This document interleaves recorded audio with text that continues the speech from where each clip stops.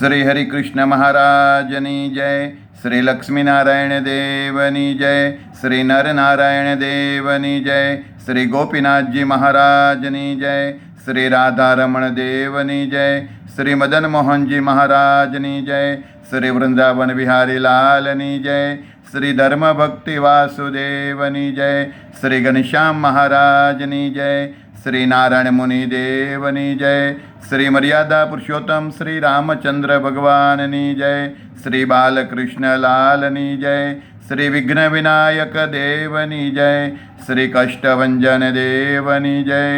ઓમ નમઃ ઉમાપતિ હર હર મહાદેવ હર. વડતાલ ધામના વિદ્યમાન આચાર્ય, સનાતન આચાર્ય, મહાસમર્થાચાર્ય, ગુરુ શ્રી 1008 શ્રી અજેન્દ્ર પ્રસાદજી મહારાજની જય. પરમ પૂજ્ય ધર્મધુરંધર 108 ભાવિ આચાર્ય શ્રી નુગેન્દ્ર પ્રસાદજી મહારાજની જય. સમગ્ર ધર્મકુળ, ભક્તિકુળ, ભગવાનના વાલા સર્વે મુક્તો, સર્વે સંતો ભક્તોના ચરણોમાં કોટી કોટી સાષ્ટાંગ દંડવટ વંદન પ્રણામ સાથે સૌ સંતો ભક્તોને જય શ્રી સ્વામિનારાયણ.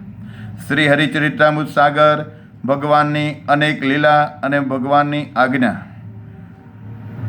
કૃષ્ણ શર્માની પ્રાર્થનાથી ધર્મદેવ તેમને ઘેર રહ્યા. ઉત્તમ રાજાએ દાદા ખાચરે હાથ જોડીને શ્રી મુક્તાનંદ સ્વામીને પૂછ્યું, હવે મને કન્યાદાનની બધી જ વાત કહી સંભળાવો. કૃષ્ણ શર્માએ પોતાની પુત્રી ભક્તિ દેવીનું કન્યાદાન કઈ રીતે કર્યું? હે મુનિવર, આપ પરમ સુજાણ છો, માટે તે બધી જ વાત મને વિસ્તારથી કહો. શ્રી મુક્તાનંદ સ્વામીએ ઉત્તમ રાજાના દાદા ખાચરના પ્રશ્નની પ્રશંસા કરી વખાણ કર્યા. તે વાત કહેવા લાગ્યા, હે નૃપ, હે રાજા, તમે બધું જ જાણતા જ હશો, છતાં જ્યારે પૂછો છો ત્યારે હું તમને અવશ્ય કહું છું. તે સમયે કૃષ્ણ શર્માએ ધર્મના હાથને પોતાના હાથથી પકડ્યો, ત્યારે તેના પત્ની ભવાનીએ ભક્તિનો હાથ પોતાના હાથે પકડીને ધર્મદેવના હાથમાં સોંપ્યો. પછી કૃષ્ણ શર્માએ અને ભવાની તે બંનેએ આ રીતે કન્યાદાન કર્યું. પછી તે સમયે વરવધુ બંને અગ્નિકુંડને 7 વાર ફેરા કહેતા પ્રદક્ષિણા ફર્યા. વરનો ખેસ અને કન્યાની ઓઢણી કહેતા ચૂંદડી બંનેના છેડાની એક ગાંઠ બાંધી. તે સમયે ત્યાં આવેલા અનેક લોકો વરકન્યા બંનેને સોનાના અને રૂપાના દાન ખૂબ જ આપવા લાગ્યા. તે દંપતીને હાથી, ઘોડા અને ગાયોનું ઘણું જ દાન આપ્યું અને અપાયું. દેવોએ અપાર સમૃદ્ધિ આપી, તેનો કોઈ પાર પમાય તેમ નથી. તે પછી વરવધુ દંપતી ઘરમાં આવ્યા. ઘણી મહિલાઓની વચ્ચે આવીને બેઠા, તેની શોભા વર્ણવી શકાતી નથી. પછી દહીં અને સાકરને ભેળવીને પરસ્પર એકબીજાના મુખમાં આપ્યા અને યજ્ઞનો પ્રસાદ ખૂબ ખવડાવ્યો અને તે રીતે જ પાસાની રમત પણ રમાડી. તે પછી સ્ત્રીઓએ બંનેના વસ્ત્રોની ગાંઠ ખોલી નાખી. આ રીતે વિવાહનું કાર્ય પૂર્ણ કર્યું. વિવાહ વિધિ કરાવનારા ગૌર કહેતા પુરોહિતને અપાર ખૂબ જ દાન આપ્યું. તે વખતે ચારે બાજુ અપાર જય જયકારનો ધ્વનિ થઈ રહ્યો હતો. દેવોએ દુંભભી વાજા વગડાવ્યા, તેનાથી આખું આકાશ ગાજી ઉઠ્યું હતું. વરરાજા પરણીને ઉતારાના મકાને આવ્યા. અનેક પ્રકારના પાકો બનાવ્યા હતા. કૃષ્ણ શર્માએ દેશની રીત પ્રમાણે સૌને ખૂબ જમાડ્યા. 2 દિવસ સુધી સારા પાક કરીને ખૂબ સૌને સંભાળીને ખૂબ જ જમાડ્યા. ત્રીજે દિવસ સવાર થયું ત્યારે જાન પાછી જવાની તૈયારી કરી. તે સમયે બાલ શર્માએ ભાટ, ચારણ આદિક સ્તુતિ પાઠકોને પુષ્કળ દાન આપ્યા. તે સિવાય બ્રાહ્મણોને પણ અપાર ખૂબ જ મન ભાવતા ભોજન જમાડ્યા અને ખૂબ જ દાન આપ્યા. અને સેવા કરનારા નોકર ચાકરોને પણ પુષ્કળ ધન વગેરે આપીને ખૂબ રાજી કર્યા. કૃષ્ણ શર્માએ બાલ શર્મા પાસે કરેલી ધર્મદેવની માંગણી. તે સમયે કૃષ્ણ શર્મા બાલ શર્મા પાસે આવ્યા અને બંને હાથ જોડ્યા. પછી પ્રેમથી કહેવા લાગ્યા, આપ સત્યવાદી છો, ઉદાર દિલના અને લોકો ઉપર પરોપકાર કરનારા છો. એટલા માટે હું મારા મનના વિચારોને આપની આગળ અંતર ખોલીને રજૂ કરું છું. આપના પુત્ર ધર્મદેવ હજી તો 14 વર્ષના જ થયા છે. કાશી જઈને તેઓ બધા જ વેદ અને પુરાણોને ભણ્યા છે. આપ પણ તે બધા જ ગ્રંથોને ભણ્યા છો અને સૌના ધર્મોને ખૂબ જ જાણો છો. અમે બ્રાહ્મણ હોવા છતાં તે ભણ્યા નથી અને મને તેની કાયમ બહુ પ્રકારે ચિંતા રહ્યા કરે છે. અમારા જેટલા બાળકો છે તે કોઈ વિદ્યા ભણ્યા નથી. બધા જ શાસ્ત્રો એમ પોકારીને કહે છે કે વિદ્યાદાનનું પુણ્ય ઘણું બધું શ્રેષ્ઠ છે. આપના કુળમાં અપાર વિદ્યા છે અને તેને લીધે જ આપને ઇટારમાં ગરાસની જમીન પણ પુષ્કળ મળી છે. બાંસી શહેરના રાજા જે નેત્રરાજ નામે થયા છે તેની પાસે ધન સંપત્તિ ખૂબ જ ઘણી છે. સમગ્ર દેશમાં તેમની કીર્તિ ઘણી જ છે. દેશમાં ઉચ્ચ જાતિના જેટલા સરવરિયા કેતા સરયુપારિણ્ય બ્રાહ્મણ છે તેમને તેણે પોતાના ઈષ્ટદેવ જાણ્યા છે અને તે સર્વેને તેમણે પોતાના રાજ્યના ગામ પણ આપ્યા છે. તેનાથી દુનિયામાં તેનો યશ ઘણો જ વધી રહ્યો છે. આવા રાજા પણ જે સરવરિયા બ્રાહ્મણના સેવક થયા છે તેનાથી તેની લાજ આબરૂ ખૂબ જ પણ વધી ગઈ છે. તે ઉચ્ચ કુળના બ્રાહ્મણ આપ છો. તેથી આપના પુત્ર ધર્મદેવની પાસે અમારા કુળને વિદ્યા ભણવાની આશા કહેતા ઈચ્છા છે. અમારા કુળના બાળકો સદવિદ્યા ભણીને બધા જ સારી બ્રાહ્મણ જાતિના રહેશે. મારા હૃદયમાં જે ઉચ્ચ વિચાર છે તે મેં આપની આગળ પ્રેમથી પ્રગટ કરી દીધા છે. ઉપરની બધી જ વાત સાંભળીને પરમ દયાળુ બાલશર્મા તત્કાળ રાજી થયા. પછી બાલશર્મા બોલ્યા, તમે ઘણી કઠિન વાત કહી છે. હું મારા મનમાં વિચાર કરું છું પણ તમે કહ્યું તે પ્રમાણે કરવું ઘણું કઠણ કહેતા અઘરું છે. હું મારા પુત્રને શા માટે મારાથી છૂટો કરું? ઇટારમાં અમારે ઘણો જ ગરાજ છે. મારા પુત્ર ધર્મના વિના તે ગરાજ જતો રહેશે. અમારા સર્વે પિતરાઈઓ અત્યારે અમારી સાથે જ આવ્યા છે. તેમને તમે હાથ જોડીને મનાવો. તેઓ હા કહે તો હું ધર્મને અહીં રહેવા માટે રજા આપું. હા કહું. પછી કૃષ્ણ શર્માએ બાલશર્માના પિતરાઈઓની પાસે જઈને પૂછ્યું. ત્યારે તેમણે ધર્મ અહીં રહે તેમાં અમે રાજી છીએ આવું કહ્યું. વળી કહ્યું, તમે ધર્મને મનાવો. તેમને જેવી ઈચ્છા હોય તેમ કરશું. પછી કૃષ્ણ શર્માએ ધર્મદેવ પાસે આવીને ઘણા જ વિનયથી ધર્મદેવને ત્યાં રોકવા માટે કહ્યું. ત્યારે પરમ દયાળુ ધર્મે તુરંત તેમને કહ્યું કે મારા પિતાજી બાલશર્માની જેવી મરજી હશે તેમ હું જરૂર કરીશ. ત્યારે બુદ્ધિમાન કૃષ્ણ શર્મા બાલશર્માને સમજાવવા માટે પાછા ગયા. તેઓ બીજાને સમજાવવાની મહાનીતિને જાણતા હતા. તેથી કૃષ્ણ શર્મા પ્રેમથી તેમની પાસે ગયા અને તેમની આગળ એવા મધુર વચન કહેવા લાગ્યા કે જેનાથી પથ્થર જેવું હૃદય તત્કાળ જુદું થઈ જાય, પીગળી જાય. બાલશર્મા, આપ મહાકુળવાન છો. બધા જ મોટા રાજાઓ પણ આપની સેવા કરે છે. મોટા મોટા રાજાઓ પણ આપનું સન્માન કરીને નવાજે છે. આવી તો આપની ખૂબ જ મોટાઈ શોભે છે. આપના કુળમાં સંબંધ થવાથી હવે અમે પણ શોભા પામ્યા છીએ. અત્યારે આપની અમારા ઉપર જે કૃપા છે તેવી ને તેવી કૃપા કાયમ રાખજો.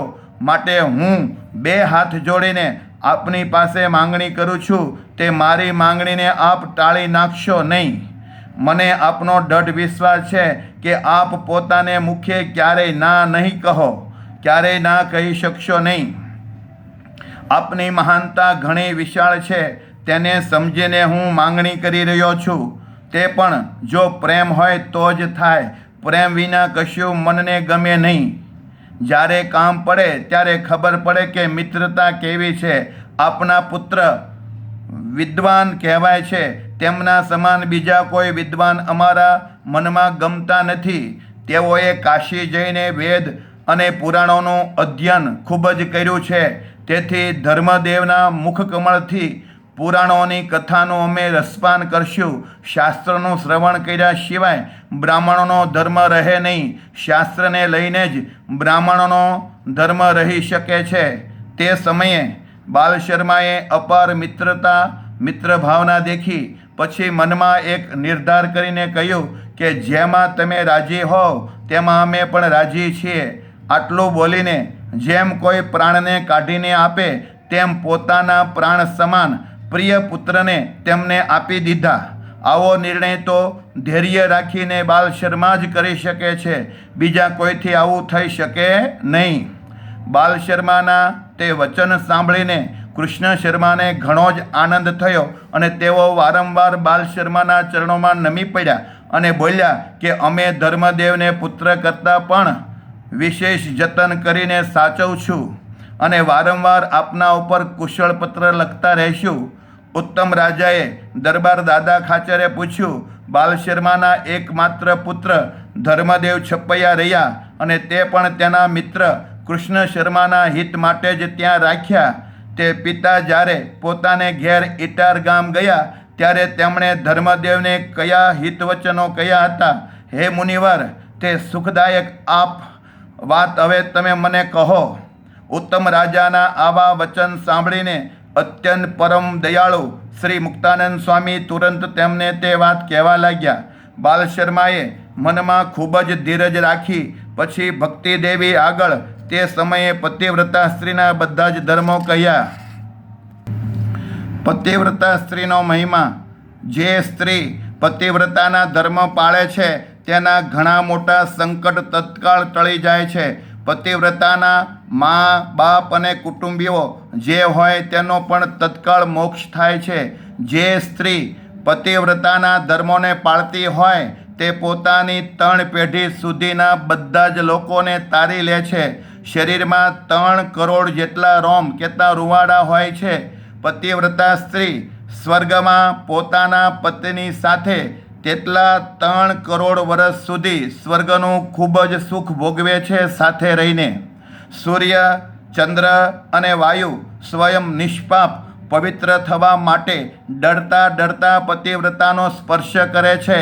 તપ, વ્રત અને તીર્થ જેવા જેટલા કલ્યાણકારી સાધન છે તે બધાનું ફળ પતિવ્રતા સ્ત્રીને તે વ્રતના પ્રભાવથી તત્કાળ મળે છે. જે સ્ત્રી પતિવ્રતા નારીની ચરણ રજનો સ્પર્શ કરે છે તેમાં કોઈ પાપ દેખાતું કેતા રહેતું નથી. જે સ્ત્રી પતિવ્રતાનો સમાગમ પામે છે તે સ્વયં પતિવ્રતા થઈ જાય છે. અત્યંત પવિત્ર જે પતિવ્રતા સ્ત્રીઓ થઈ છે તેના નામ હવે તમને હું કહું છું. વશિષ્ઠ પત્ની અરુંધતી, અત્રિના પત્ની અનુસૂયા, શ્રી રામચંદ્ર ભગવાનના પત્ની સત્યા કેતા સીતા, શાંડિલી બ્રહ્માના પત્ની સાવિત્રી, ગૌતમ ઋષિના પત્ની અહલ્યા, પાંડવના પત્ની દ્રૌપદીજી, મનુના પત્ની શત્રુપા, હિમાલયના પત્ની મેના, ઉત્તાનપાદના પત્ની સુનીતિ, સૂર્યનારાયણ દેવના પત્ની સંજ્ઞા, યજ્ઞના પત્ની સ્વાહા અને અગસ્ત્ય મુનિના પત્ની લોપામુદ્રા. આ બધી જ અનુપમ સ્ત્રીઓએ પતિવ્રતાનો ધર્મ પાળીને પતિની ખૂબ સેવા કરી હતી. ઉપર કહેલી પતિવ્રતાઓના જેવા તમે પતિવ્રતા થજો અને મારી કહેલી વાતને તમે સાચી માનજો. પતિમાં પ્રેમયુક્ત ભાવના કેતા મતિ કરશો તેનાથી તમે પ્રેમવતી કહેવાશો. સતશાસ્ત્રને અનુસારે જે સદાચાર કહેવાય છે તેનું પાલન તમે તત્પરતાથી જરૂર કરજો, પણ તેનું કોઈ રીતે ઉલ્લંઘન ક્યારેય કરતા નહીં. બાલશર્માએ ભક્તિ દેવીને કહેતા સામાન્ય ધર્મ. સદાચારનું પાલન કરનારાને આ લોકમાં અને પરલોકમાં અપાર સુખ મળે છે, પણ જે તેનું ઉલ્લંઘન કરે છે, આજ્ઞા લોપે છે, તેના આ લોક અને પરલોક બંને પાયમાલ થઈ જાય છે. હે સતી, તે માટે તમે સાવધાન રહેજો. સદાચારનું શ્રવણ કરીને તે પ્રમાણે નિરંતર પ્રેમથી વર્તજો. મારા આ ઉપદેશને હૃદયમાં કાયમ રાખીને જો માકડ કે ચાચડ કોઈ પણ જીવ પ્રાણીની લેશ માત્ર પણ હિંસા ક્યારેય ન કરવી. દેવતા અને પિતૃઓને નિમિત્તે પણ બકરા, મૃગલા આદિ પ્રાણી કોઈ પણ પ્રાણીની હિંસા ક્યારેય ન કરવી, કારણ કે અહિંસા જ સારૂપ મહાન પરમ ધર્મ છે. પાપથી ડરવું, કોઈ પણ પ્રકારના લોભથી કોઈ મનુષ્યની હિંસા ક્યારેય પણ કરવી નહીં. તેનાથી તમે આલોક અને પરલોકમાં અનેકવાર અપાર સુખ્યા થશો. ક્યારેય તમારે દુઃખ નહીં આવે. ક્રોધે કરીને કે મૂંઝાઈને પણ કોઈ રીતે આત્મઘાત તો ક્યારેય કરવો જ નહીં. એટલા માટે પોતાની તથા પારકી હત્યાનો બધી જ રીતે ત્યાગ કરવો. તીર્થ માત્રમાં ક્યારેય જઈને આત્મહત્યા ન કરવી. યજ્ઞનું શેષ કેતા પ્રસાદી ગણાતું આવું માંસ તે પણ ક્યારેય ખાવું નહીં. ભલે દેવને નિવેદિત કર્યું હોય, ધરાવેલું હોય, છતાં પણ સુરા કેતા દારૂ અને મદ્ય માંસ ક્યારેય ખાવું પીવું નહીં. ક્યારેક અજાણતા પોતાને હાથે કોઈ અયોગ્ય આચરણ થઈ જાય તો પણ જાણીને પોતાના અંગનું છેદન કરવું નહીં. અને ધર્મ કરવાને માટે પણ ક્યારેય ચોરીનું કર્મ ન કરવું, પણ પાપથી સદાયને માટે ડરતા રહેવું. ધણિયાથી જે પુષ્પ કે કાષ્ઠ આદિ વસ્તુ હોય તે તેના ધણીને પૂછ્યા વિના ક્યારેય ન લેવી. વ્યભિચાર અતિ દુઃખદાયક છે એમ જાણીને તેનો હંમેશા ત્યાગ કરવો, અને તેની પોતાને મુખે વાત પણ ક્યારેય કરવી નહીં. જુગટું, જુગાર આદિ જે વ્યસન તેનો દૂરથી જ ત્યાગ કરવો. તેમજ ગાંજો, ભાંગ, તમાકુ ઇત્યાદિ વ્યસનોનો પણ ખૂબ જ ત્યાગ કરવો, પણ મન, વચન અને ક્રિયાથી ક્યારેય કરવો નહીં. જેના હાથનું અન્ન અને જેના પાત્રનું જળ ન ખપતું હોય તે ક્યારેય ખાવું પીવું નહીં. જ્યારે જગન્નાથપુરીમાં જાઓ ત્યારે જગન્નાથજીનો પ્રસાદ લેવાય, તેમાં કોઈ પણ જાતનો દોષ નથી. પોતાના સ્વાર્થની સિદ્ધિને માટે પણ કોઈના ઉપર મિથ્યા અપવાદ ક્યારેય કરવો નહીં. ક્યારેય મિથ્યા અપવાદ આપવો પણ નહીં, અને કોઈને ગાળ તો ક્યારેય લગાર પણ દેવી જ નહીં. દેવતા, તીર્થ, વિપ્ર કેતા બ્રાહ્મણ, પતિવ્રતા સ્ત્રી, સાધુ અને વેદ આ છની નિંદા ક્યારેય કરવી નહીં. અને સંભળાઈ જાય તો મનમાં ખેદ પામવો, સાંભળવી પણ નહીં. દેવતા, તીર્થ, વિપ્ર કેતા બ્રાહ્મણ, પતિવ્રતા સ્ત્રી, સાધુ અને વેદ આ છની ક્યારેય નિંદા કરવી નહીં અને સાંભળવી પણ નહીં. અને જો સંભળાઈ જાય તો મનમાં ખેદ પામવો. જે દેવ કે દેવીની આગળ સુરા અને માંસનું નૈવેદ્ય થતું હોય તથા બકરા આદિક પશુની હિંસા થતી હોય તો તે દેવ કે દેવીનું શુદ્ધ નિવેદન પણ ખાવું પીવું નહીં. માર્ગમાં ચાલતા કોઈ દેવાલય આવે તો તે દેવને આદરથી નમસ્કાર કરવા. લૌકિક સદાચારને આદર આપવો, પરંતુ તે દેવોનું વાંકું ક્યારેય બોલવું નહીં. પોતાના વર્ણાશ્રમના ધર્મનો ક્યારેય ત્યાગ ન કરવો, અને પાખંડ ધર્મ તથા પરધર્મનું આચરણ ક્યારેય ન કરવું. જેનું વચન સાંભળવાથી શ્રી કૃષ્ણ ભગવાનની ભક્તિનો અને પોતાના ધર્મનો નાશ થતો હોય તો તેના મુખથી વાતો પણ સાંભળવાથી પોતાનો ઘાત થશે એમ માનીને ભગવાનની કથા વાર્તા પણ ક્યારેય સાંભળવી નહીં.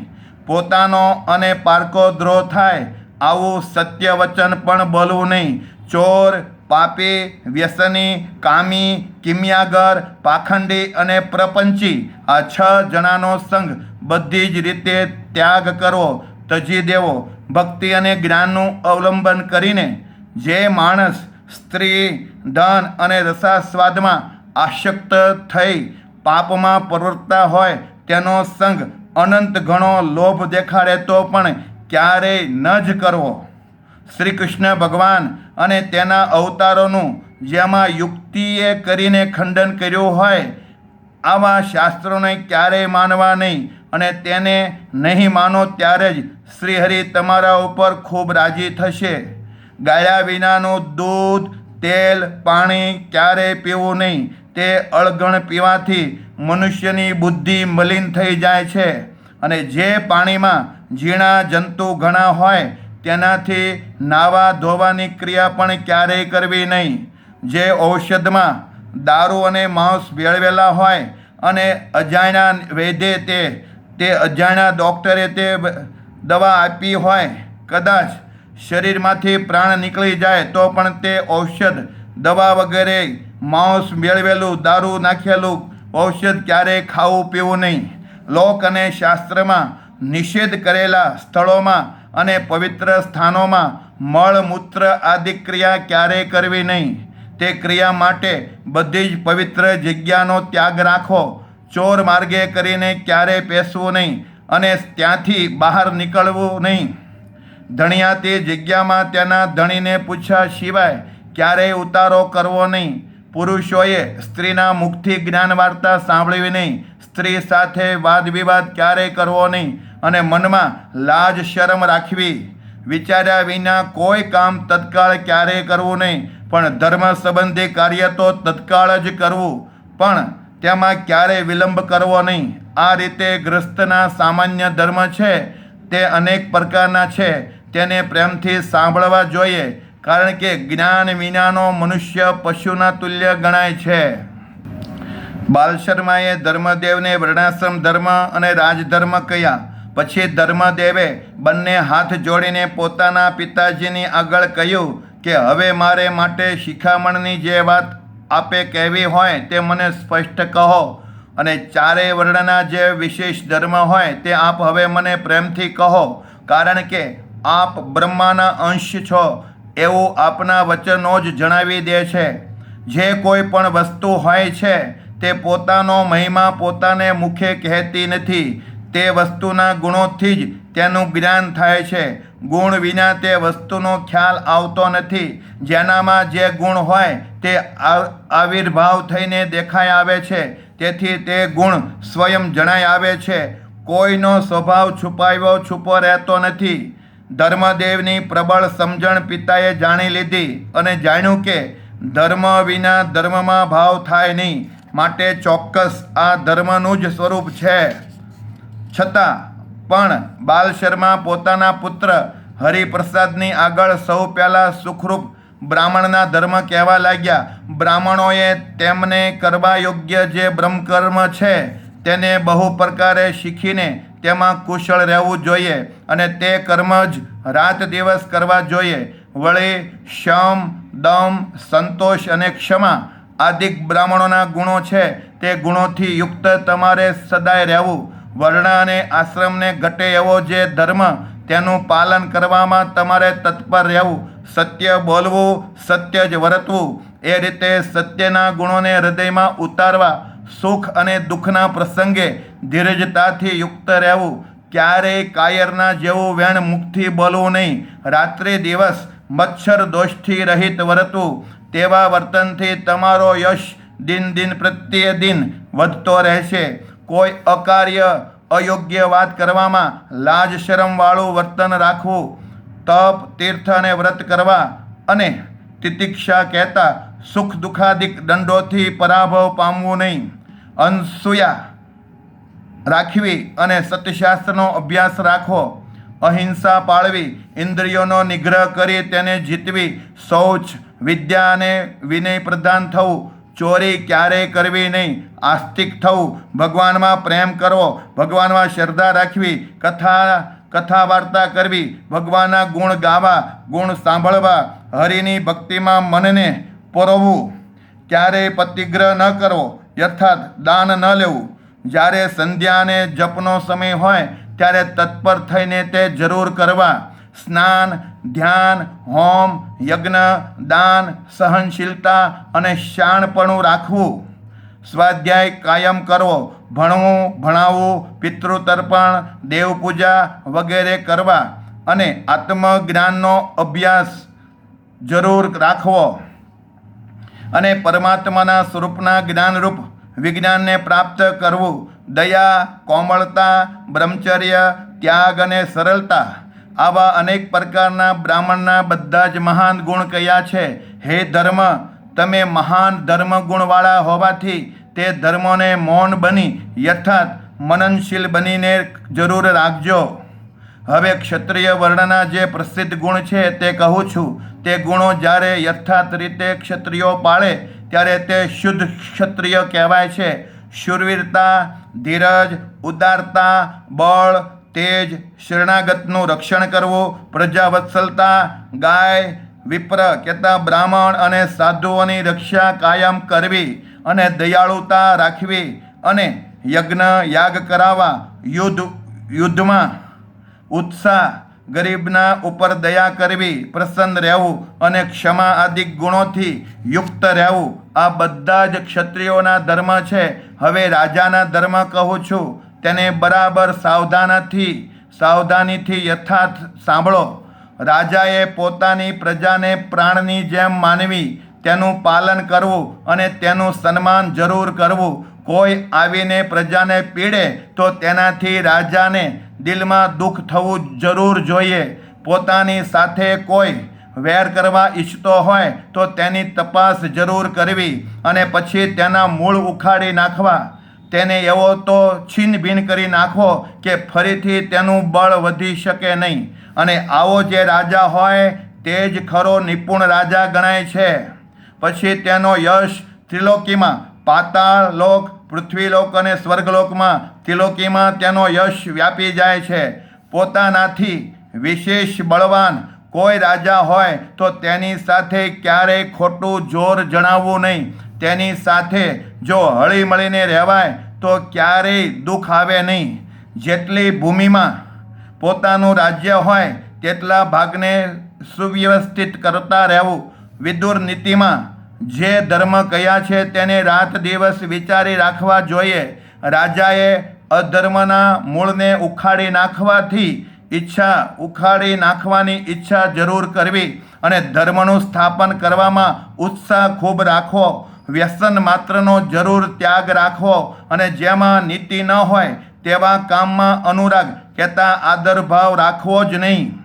ઉપર જણાવેલી રીતિ પ્રમાણે જે રહે છે તે જેમ અગ્નિને ઘીની આહુતિ મળવાથી તે વધે છે તેમ તેનું રાજ્ય દિન પ્રતિદિન વૃદ્ધિ પામતું જાય છે અને પ્રફુલ્લિત સફળતા રહે છે. આ જગતમાં ધર્મવાળા રાજાને તુલ્ય બીજો કોઈ નરદેવ નથી. 4 વર્ણ અને 4 આશ્રમમાં ધર્મવાળો રાજા સૌથી અધિક શ્રેષ્ઠ છે.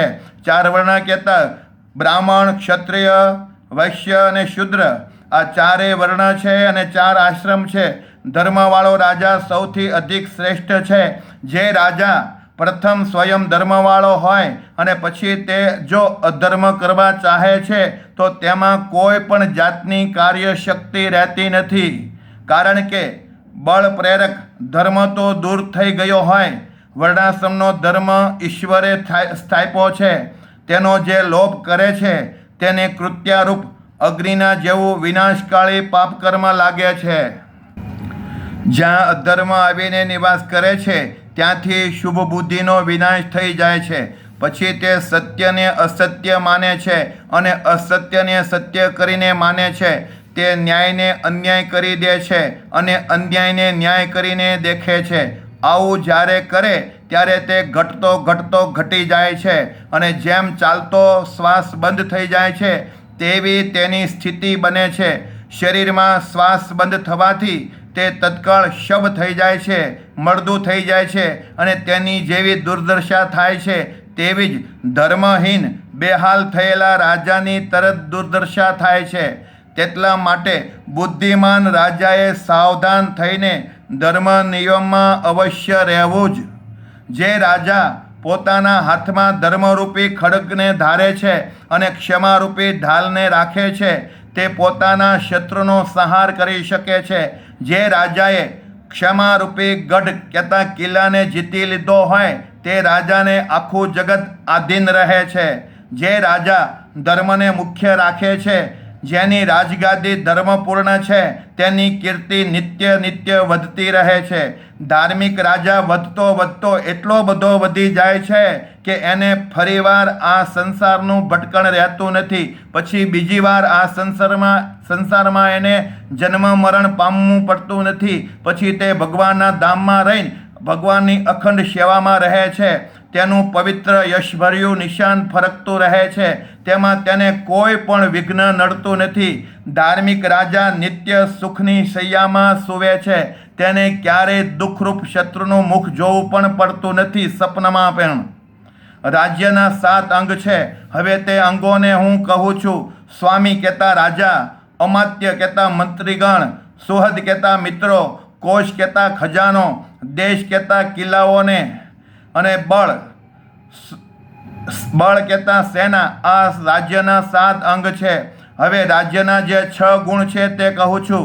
રાજનીતિ શાસ્ત્રમાં જે સાંભળવામાં મળે છે તેને પહેલું કહેવાય સંધિ, બીજું કહેવાય વિગ્રહ, ત્રીજું કહેવાય યાન, ચોથું કહેવાય દેધીભાવ, પાંચમું કહેવાય આસન અને છઠ્ઠું સમાશ્રમ કહેવાય છે.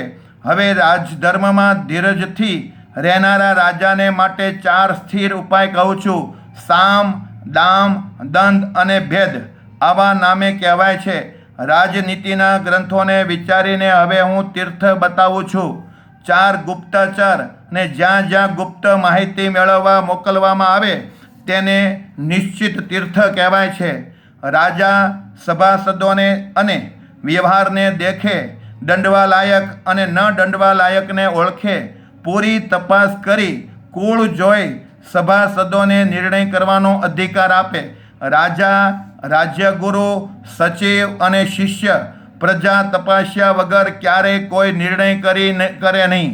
જે સભાસદો મંત્રીઓ હોય તે આ બાબતનો નિર્ણય કરવામાં રાત્રિ દિવસ વારંવાર વિચાર કરે. બ્રાહ્મણ સિવાયના લોકોની કમાણીમાંથી કર લેવો, બ્રાહ્મણને દેહનો દંડ ક્યારેય કરવો નહીં, બ્રાહ્મણ પાસે કર ક્યારેય લેવો નહીં. આ રીતની રાજાની આવક જીવિકા કહેવાય છે. તેમાં કોઈ ભૂલ ચૂક ન કરવી. રાજાએ ગાયો, બ્રાહ્મણ, દેવ અને સાધુ આ 4ની સાચી ભાવનાથી ખૂબ સેવા કરવી. તે રાજા ઘણો કુળવાન ગણાય છે અને તેનો યશ અપાર વધે છે. ત્રિલોકીમાં એનો જય જયકાર થાય છે. હવે વૈશ્યના ધર્મ કહું છું. જે સદાચાર ધર્મ અનાદિકાળથી શુદ્ધ ગણાય છે. વૈશ્યે આસ્તિક અને અપાર દાન આપનારા થવું. સાધુ અને બ્રાહ્મણની સેવામાં પ્રેમથી તત્પર રહેવું. વૈશ્યે દ્રવ્ય મેળવવામાં ક્યારેય સંતોષ માનવો નહીં. રાત દિવસ ઉદ્યમ કહેતા ધંધો કરતા રહેવું. શ્રીહરિ અને ગુરુદેવની ભક્તિ કહેતા સેવા કરવામાં તત્પર હાજર રહેવું. ધર્મ, અર્થ અને કામ આ 3 પુરુષાર્થોનું પોષણ જરૂર કરવું. કામકાજમાં કુશળ કહેતા ચતુર રહેવું. આવા અનંત સદ્ગુણો છે, તે બધાનો કહેતા પાર આવે તેમ નથી. હવે શૂદ્રોના જે ગુણો છે તેને પણ સંક્ષેપમાં ટૂંકમાં કહું છું. શૂદ્રોએ નિષ્કપટ રહેવું, ચિત્તમાં સરળતા લાવવી, બ્રાહ્મણ, દેવ અને ગાયોના હિતકારી સેવક થવું, સ્વભાવમાં નમ્રતા રાખવી અને આચાર શુદ્ધિ જરૂર રાખવી. મંત્રોચ્ચાર સિવાયના યજ્ઞ કરવા. ચોરી, વ્યભિચાર અને અભક્ષ્ય વસ્તુનો જરૂર ત્યાગ કાયમને માટે કરવો. આવો સદ્ગુણી શુદ્ર મહાન ભાગ્યશાળી ગણાય છે. હે ધર્મ, આ પ્રમાણે 4 વર્ણના જે ધર્મ છે તેને મેં સંક્ષેપથી તમને સંભળાવ્યા છે. જે લોકો તમારા શિષ્ય બને તેને યોગ્યતા પ્રમાણે સદાચારાત્મક ધર્મ બતાવો. હવે એક બીજી વાત કહું છું, તે હવે તમે સાંભળો. આ તમારી સૌભાગ્યવતી પત્ની સતી છે, તેનો ક્યારેય ત્યાગ કરવો નહીં. તેનાથી તમારો યશ દિવસે દિવસે વધતો જશે.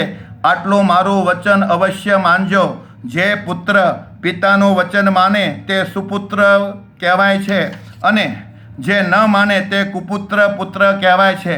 કુપુત્રે આપેલું શ્રાદ્ધ પિતૃઓ ક્યારેય સ્વીકારતા નથી, અને સુપુત્રે આપેલા શ્રાદ્ધમાં કોઈ વિરોધ હોતો નથી. ધર્મની મહત્તા અને ધર્મ પાળવાની આવશ્યકતા. જે મનુષ્ય કોઈ રીતે ધર્મનો લોપ ન કરે તે ધર્મવાન બને છે. તેનો ત્રિલોકીમાં બધે યશ થાય છે. તેના યશને કોઈ લોપી શકતું નથી. તેમના જીવનમાં ધર્મવંશના સદ્ગુણો વધે છે.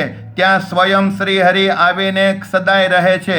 જ્યાં અધર્મ હોય ત્યાં શ્રીહરિ ન રહે, પણ ત્યાં પાપ જ રહે છે. જે લોકો અધર્મ કરે છે ત્યાં છેવટે અધર્મ વંશ ઉત્પન્ન થઈ જાય છે. તેનો જે યશ હોય તે દિન પ્રતિદિન ઘટતા ઘટતા અતિ ઘટી જાય છે. અધર્મ કહેતા પાપ કરનારાને ક્યારેય પૂરતું અન્ન ધન કે વસ્ત્ર પણ મળતું નથી. અધર્મી કદાચ ઇન્દ્રના જેવો સમર્થ હોય તો પણ તે અધર્મે કરીને બેહાલ થઈ જાય છે. ધર્મ પાળવાથી જ ધર્મ બધી રીતે વધે છે અને જે ચિત્તમાં ચિંતવે છે, ઈચ્છાઓ કરે છે તે અપાર સુખ પણ ધર્મ પાળવાથી તેને અવશ્ય મળે છે. આ એક અનાદિકાળની રીત છે. શિવ, બ્રહ્મા, દેવો, મનુષ્ય અને મુનિઓ બધા જ ધર્મ પાળવાથી જ પોતાના ગૌરવ ભર્યા પદને પામ્યા છે. આ સર્વે ભૂમિ પણ ધર્મને આધારે જ સ્થિર રહી છે. રાજા ધર્મ પાળવાથી જ રાજ્યને પામે છે. ધર્મથી જ જગતમાં વિજય મળે છે. જ્યાં ધર્મ હોય છે ત્યાં જ શ્રીહરિ અખંડ રહે છે અને ધર્મવાળાનો ભાગ્યોદય થાય છે. જેને ધર્મ ગમે છે ખરેખર તેના સદભાગ્યને ધન્યવાદ છે. તેના માતા પિતાને પણ ધન્યવાદ છે. તેમના ગુરુને પણ ધન્યવાદ છે. માટે ધર્મ પાળતા કદાચ પ્રાણ જાય છતાં ધર્મને ક્યારેય છોડવો નહીં. હવે આગળની કથા આવતીકાલે. અસ્તુ. સૌ ભક્તોને જય સોમનાથ. જો આ કથા ગમી હોય તો સૌ ભક્તો અવશ્ય સબસ્ક્રાઈબ કરજો અને સૌ લાઈક કરજો અને બીજાને શેર પણ કરજો. આટલી મારી તમને ભલામણ છે. આ કંઈ કમાણી કરવા માટે હું તમને નથી કહેતો, પણ કોઈ બીજા મુમુક્ષ આત્મા જો 100માંથી 5 જણા 2 જણા